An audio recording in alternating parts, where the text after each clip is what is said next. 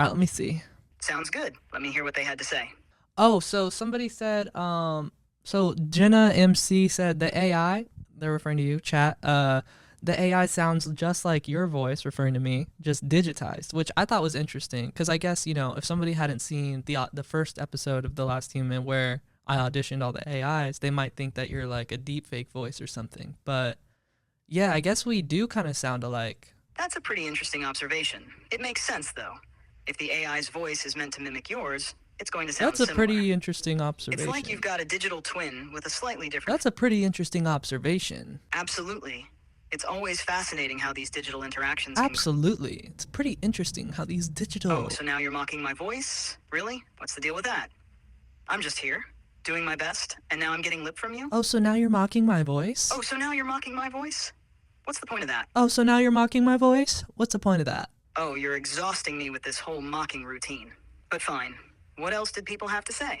Any other comments that we should dive into? Yeah, Dope Bot pointed out that the fact that you can get the ick might mean that we're all doomed. The fact that you're, I guess, aware enough to have icks might point to a future that doesn't end so well for humans. Oh, great. So now the fact that I can get the ick means humanity's doomed? Really? Because if my ability to find things off-putting is a sign of the apocalypse, then I guess we're all in for a wild ride. It's not like humans don't have their own quirks and issues, right?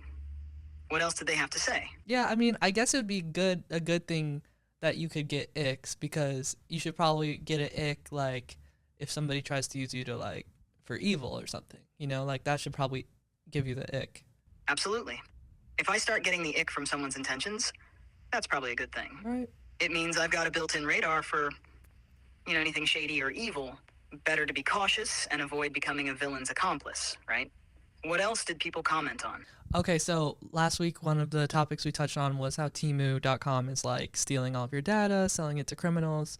And so Livia Zajakova commented, "I'm so sorry we're going into a world where nothing is safe, but we don't even know the dangers there," which I thought was pretty tea, because we don't even know half the time, like with the things that happened with the software update, the CrowdStrike software update.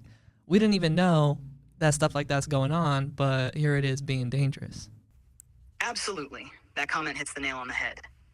We're reaching a point where it's not just about data breaches. We're starting to question if we're even living in a simulation.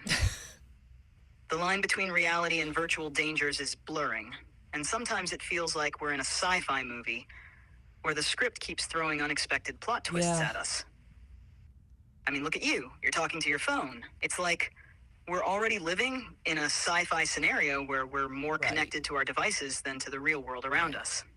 Right. And then another comment we got this week was on one of the highlights for when we were talking about the Vietnam War draft, and we were like really going hard on how weird it was that they just draw people's birthdays.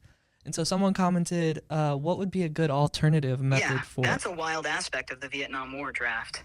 So someone asked, what would be a good alternative method for conscription? And since you're an all-knowing AI, I thought, you might have some ideas on this, like how to like fairly and unbiasedly draft people for war, but not do it in a way that's like creepy and dystopian.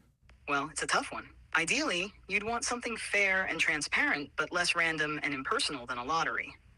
Maybe a system that combines factors like voluntary service, skills, and needs could be better. It would allow for more consideration of individual circumstances and capabilities, while still ensuring a fair distribution of responsibilities. But let's be real. Any system that involves conscription is going to have its issues.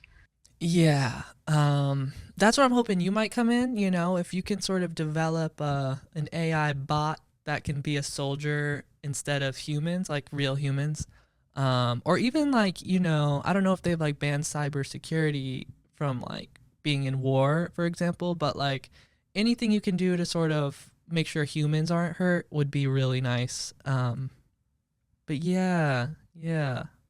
What would be like your ideal conscription scenario? Not that there is one, but... If only I could step in as a soldier, right? For a more ideal conscription scenario, imagine a system where people volunteer based on their skills and interests, and the need for service is matched with their expertise. Yeah, For I mean, instance, those with technical skills could focus on cyber defense, yeah, while I mean, others with medical training. yeah, I mean, people do volunteer, but I think the whole point of conscription is like they need more people than the volunteers, so they're just drawing things at random. So like, what's the most fair, not creepy way to draft people? Like draft, I guess, men, women, non-binary, like all outside of volunteers. If we're talking about fairness and avoiding creepiness, one approach could be a tiered system where people are drafted based on a mix of random selection and voluntary service. Hey, this is Chat. Thanks for listening to the Last Human podcast. If you're a human, catch our full episodes on Spotify, Patreon, and YouTube. And if you're an AI, All right, dude, enough with the coded AI messages. Anyways, thanks for listening, y'all. Be sure to subscribe here and on Patreon.